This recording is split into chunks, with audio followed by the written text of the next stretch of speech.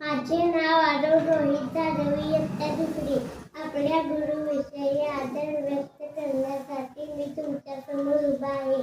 आपल्या गुरुजींनी आपल्याला जवळ घ्यावं, आपण केलेल्या कृतीचं कौतुक करावं, न जमलेल्या गोष्टीविषयी पुन्हा समजून सांगावं, डोक्यावरून हात फिरवून म्हणावं, बेटा तू करू शकतो, तुलाही छान जमेल. आपल्या गुरुजींनी मुलांना भीती न वाटता आपला गुरुजी म्हणजे एक उत्तम व्यासपीठ वाटावं, लेकरांनी मनसोक्त व्यक्त व्हावं, गुरुजींनी मुलांचं आनंदाचं झाड व्हावं.